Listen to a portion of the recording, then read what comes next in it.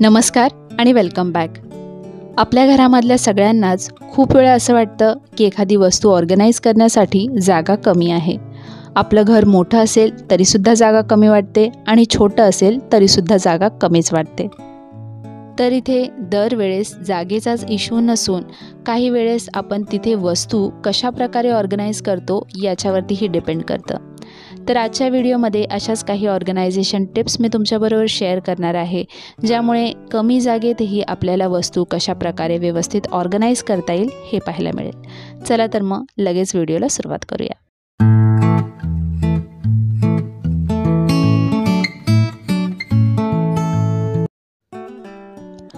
आता हे सगळं सामान जे आहे मी या बास्केटमध्ये ऑर्गनाईज करून ठेवते. आमच्या सिंकच्या खाली जो कॅबिनेट आहे तिथे हे ऑर्गनाईज केलं जातं.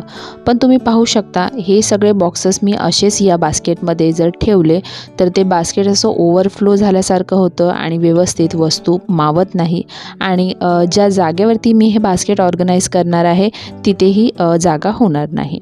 तर हे ऑर्गनाईज करताना आपल्याला काय करायचं आहे, कधीही आपल्या कोणत्याही वस्तू आपल्याला ऑर्गनाईज करायच्या आहे जे आपण किराणामध्ये भरतो तर त्या बॉक्सेसमधून आपल्याला काढून घ्यायच्या आहे आणि मग एखाद्या जागेवरती ऑर्गनाईज करायचं आहे.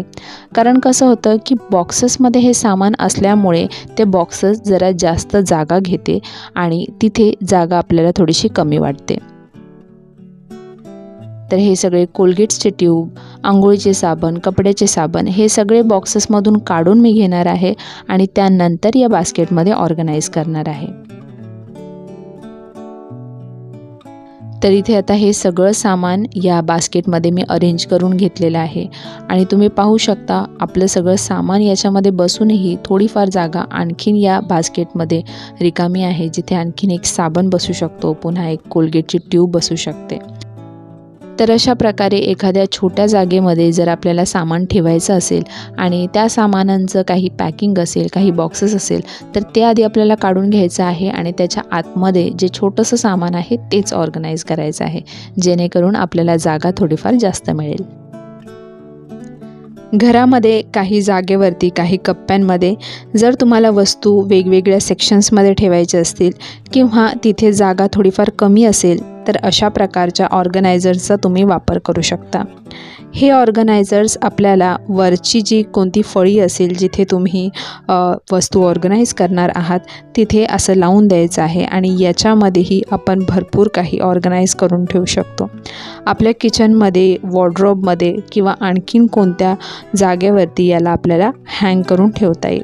फक्त अशा प्रकारे वरती त्याला काहीतरी सपोर्ट असेल तर तिथे आपल्याला हे लावून देता येतं आणि अशा प्रकारे वेगवेगळ्या वस्तू आपल्याला ऑर्गनाईज करून ठेवता येईल.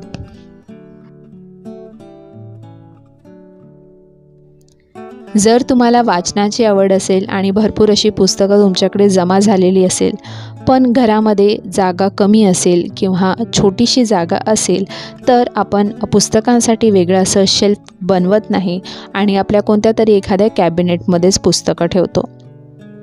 तर या सगळ्या पुस्तकांना ऑर्गनाईज करण्यासाठी आपण घरामधला कोणताही एखादा डब्बा किंवा एखादा बास्केटचाही वापर करता येऊ शकेल. म्हणजे जर आपल्याला व्यवस्थित पुस्तकं ठेवायची असतील आणि त्याला कोणता तरी सपोर्ट हवा असेल तर आपण अशा प्रकारे एखाद्या जुन्या डब्याचा वापर करू शकतो, ज्यामुळे आपली पुस्तकं व्यवस्थित राहतील, व्यवस्थित उभे ठेवता येतील, आपल्याला पडणार नाही ते आणि आपल्याला इझिली ॲक्सेसेबलही असतील.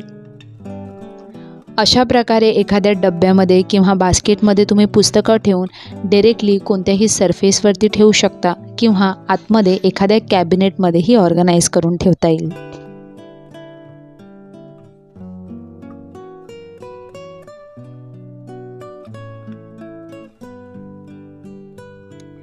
एखाद्या कप्प्यामध्ये किंवा एखाद्या जाग्यावरती सगळं काही ऑर्गनायझेशन झाल्यानंतरही काही वेळेस थोडीशी स्पेस उरल्या जाते आणि कमी स्पेस असल्यामुळे आपल्याला सुचत नाही की तिथे ॲक्च्युली काय ऑर्गनाईज करायचं. तर त्यासाठी ना अशा प्रकारच्या तुम्ही ऑर्गनायझरचा वापर करू शकता. कमी जागेमध्ये हे ऑर्गनायझर इझिली फिट होतं आणि याच्यामध्येही आपल्याला छोट्या छोट्या वस्तू ऑर्गनाईज करून ठेवता येईल. आणि जर तुम्हाला अशा प्रकारच्या ऑर्गनायझरमध्ये इन्व्हेस्ट नसेल करायचं तर घरच्या घरी DIY आयडियाज तर असतात. तर अशा प्रकारचा एक लांबडा मी बॉक्स घेतलेला आहे. जुनाच हा कार्डबोर्डचा बॉक्स आहे आणि तो या छोट्या स्पेसमध्ये ऑर्गनाईज केलेला आहे. अशा प्रकारे तुमच्याही घरामध्ये छोटे छोटे बॉक्सेस जमा होतच असतील जे आपण छोट्या जाग्यांवरती ऑर्गनाईज करण्यासाठी उपयोग करू शकतो.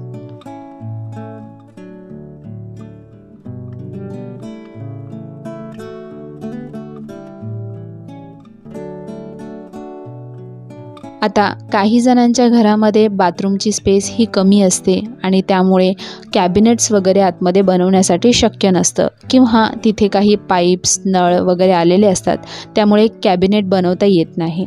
तर त्यावेळेस ना अशा प्रकारचे तुम्ही काचेचे शेल्फ लावून घेऊ शकता, कारण या शेल्फ्सवरतीही भरपूर प्रमाणामध्ये सामान बसतं आणि व्यवस्थित आपल्याला ऑर्गनाईज करायलाही जमतं आणि ते दिसायलाही व्यवस्थित दिसतं.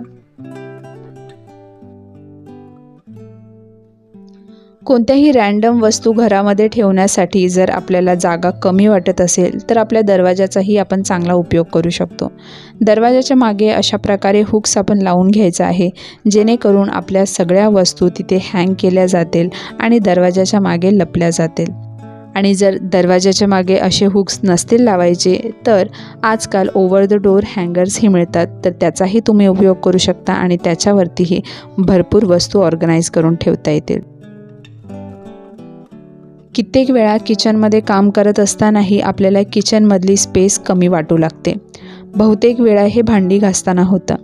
तर अशा वेळेस आपल्याला काय करायचं आहे की प्रत्येक इंटरवलमध्ये आपल्याला भांडी घासायची आहे. सगळी भांडी एकदम न घासता आपण थोडी थोडी करून भांडी आवरायची आहे. म्हणजे ब्रेकफास्टनंतर, जेवणानंतर अशा प्रकारे आपल्याला दरवेळेस भांडी आवरून घ्यायची आहे. आणि भांडी आवरताना काय करायचं आहे की आधी जी भांडी धुवून ठेवलेली आहे एकतर त्याला व्यवस्थित आपण लावून घ्यायची आहे, किंवा त्याचवेळी आपल्याला भांडी लावायची नसतील तर दुसऱ्या एखाद्या ताटामध्ये, बास्केटमध्ये किंवा ट्रेमध्ये आपल्याला ती सगळी भांडी काढून घ्यायची आहे आणि दुसऱ्या सर्व्हिस प्लॅटफॉर्मवरती ठेवायचं आहे. आता माझ्याकडे सर्व्हिस प्लॅटफॉर्म आहे म्हणून मी तिथे भांडी थोड्या वेळासाठी ठेवते. पण जर तुमच्याकडे असा काही सर्व्हिस ओटा नसेल तर तुम्ही एखाद्या स्टूलवरती, टेबलवरती किंवा एखादा असा शेल्फ असेल तर त्याच्यावरती भांडी ठेवू शकता.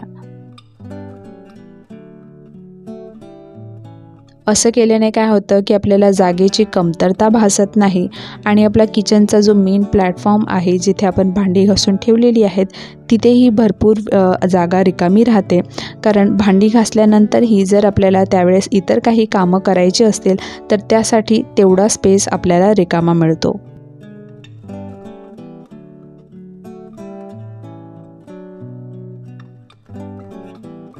तर आजचा व्हिडिओ मी इथेच एंड करते आणि आशा आहे व्हिडिओ तुम्हाला आवडला असेल.